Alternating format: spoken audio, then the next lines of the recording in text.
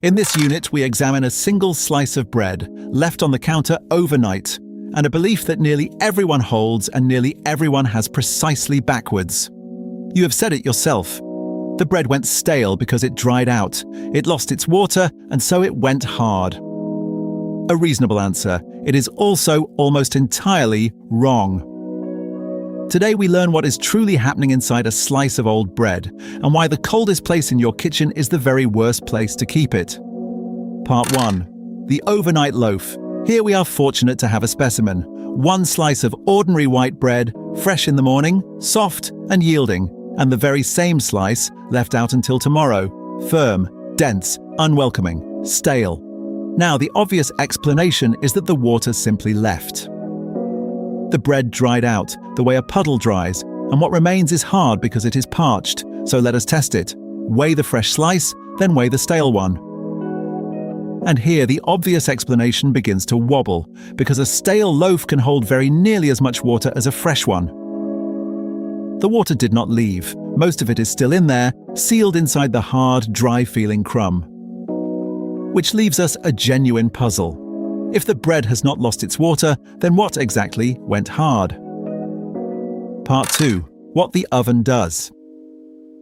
To answer that, we must go back to the oven and meet the thing this whole lesson turns on. Starch. A slice of bread is mostly starch, millions of tiny granules of it packed into the flour. Dry on their own, those granules are hard little pellets, tightly coiled. But add water and heat, which is precisely what a loaf gets in the oven, and something lovely happens. The granules drink the water in and swell and burst open. Their molecules, once packed tight, unravel and spread loose through the crumb. Soft, disordered, tangled like a dropped ball of yarn. We have a word for this. The starch has gelatinized, and that loose, water-swollen tangle is exactly what we feel and love as fresh bread. Soft, it turns out, is not a substance. Soft is a shape. Part 3. The relocking. Now. The loaf comes out of the oven and it begins at once to cool. And the moment it cools, those loose tangled molecules begin very slowly to do something. They begin to tidy themselves up. A starch molecule left to itself does not want to stay a tangle. It wants to line up, to fold back into the neat, rigid, orderly rows it held before it ever met the heat. And so, hour by hour, sitting there on the counter, they do, especially the long, branching kind, called amylopectin. One by one, the loose threads find each other and snap back into an ordered lattice, a crystal, reforming out of the softness. That relocking has a name. Retrogradation. And it is the whole answer. Here is the reveal, and it is worth holding still for. The bread did not go hard because the water left. The bread went hard because the starch recrystallized, and as it did, it caught the water inside its new, rigid structure, where you can no longer feel it.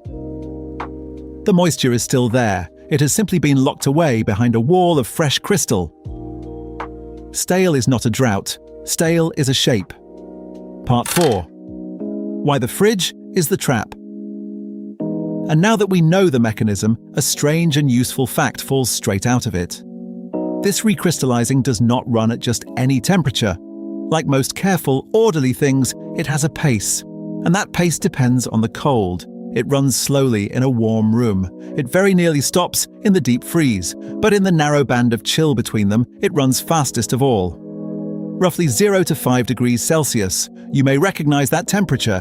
It is the temperature inside your refrigerator. Which gives us one of the quietest ironies in the kitchen. The refrigerator, cool, humid, the place we put things to keep them, is the single fastest way to stale a loaf of bread.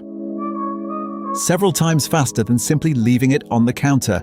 It is marvelous against mold and ruinous to texture. This was not the intention. The freezer, on the other hand, is the friend.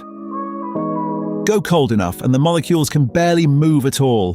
The tidying up halts and the bread waits, soft, suspended in the cold. So a loaf you mean to keep does not want the fridge. It wants the counter or the deep freeze, the two ends and never the treacherous middle. Part 5. Undoing it with heat. One question remains, and it is a hopeful one. If staling is the starch locking itself into crystal, can the crystal be unlocked? It can, a little. Those young crystals, the ones a day or two old, are delicate, and they melt at a temperature that is easy to reach, around 60 degrees Celsius. Warm a stale slice past that point in a toaster in a low oven, and you melt the little crystals apart, untidy the starch, and send it briefly back to that soft, loose gelatinized state.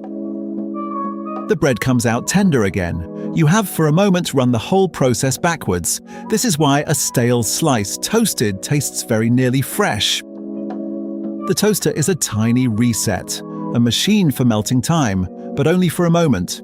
Because the instant it cools, the starch begins tidying itself all over again, and now faster than before.